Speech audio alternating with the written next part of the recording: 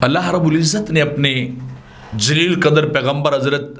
ابراہیم خلیل علیہ السلام کو جب حکم فرمایا کہ آپ اللہ کے گھر کو تعمیر کریں، اس کو صاف ستھرا کریں، یہاں طواف کرنے والے آتے ہیں، اعتکاف کرنے والے آتے ہیں، تو آپ اللہ کے گھر کو بنائیے۔ تو آپ نے اللہ کے گھر کو بیت اللہ شریف کو تعمیر بھی کیا اور ساتھ ساتھ بڑی عاجزی، انکساری اور فروتنی کا اظہار بھی کیا۔ رب ذوالجلال نے ان کے اس عمل اور ان کی عاجزی کو قرآن کے اندر جو ہے وہ بیان کیا ہے۔ رب ذوالجلال ارشاد فرماتا ہے وَإِذْ يَرْفَعُ إِبْرَاهِيمُ الْقَوَاعِدَ مِنَ الْبَيْتِ وَإِسْمَاعِيلُ رَبَّنَا تَقَبَّلْ مِنَّا إِنَّكَ أَنْتَ السَّمِيعُ الْعَلِيمُ، کہ جب وہ بیت اللہ شریف کی خانہ خدا کی بنیادیں ابراہیم علیہ السلام نے اور اسماعیل علیہ السلام نے باپ بیٹے نے مل کر بلند کی، اٹھائیں، اسے تعمیر کیا، تو اللہ کی بارگاہ میں بڑی عاجزی سے جو ہے وہ دعا مانگ رہے، ربنا تقبل منا، اے خالق دو جہاں، اے رب ذوالجلال، اے مالک الملک، اے مالک مولا، تقبل منا، مہربانی کرنا ابراہیم سے اسماعیل سے یہ عمل قبول کر لینا، ہم سے یہ ہماری نیکی اپنی پاک بارگاہ میں قبول کر لینا، انک انت السمیع العلیم، یقیناً صرف تو ہی سننے والا بھی ہے اور علم رکھنے والا بھی ہے، یعنی میرے دل کی کیفیت کو بھی تو جانتا ہے، میرے باطنی معاملات کو بھی تو جانتا ہے کہ میں کوئی مسجد بنا کے بیت اللہ کو تعمیر کر کے نہ ریاکاری کر رہا ہوں،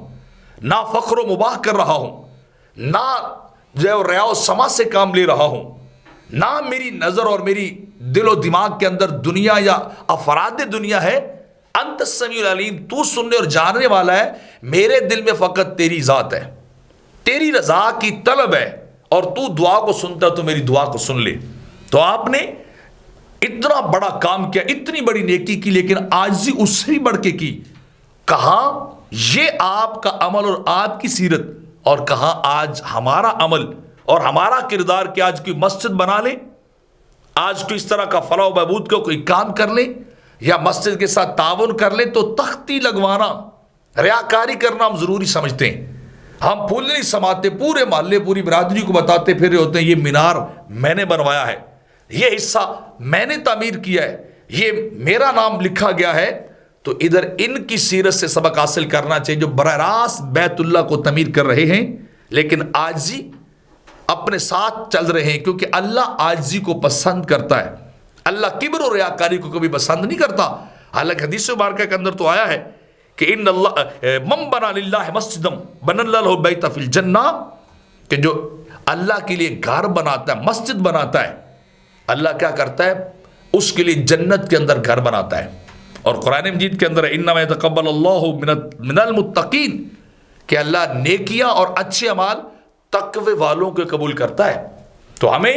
نہ تو ریاکاری کی طرف جانا چاہیے، نہ فخر و وہاں کی طرف جانا چاہیے، نہ کبر کی طرف جانا چاہیے، بلکہ نیکی کی جائے تو اتنا انسان جھکتا جائے، عاجزی آتی جائے، انکساری اور خلوص بندے کے اندر آتا جائے۔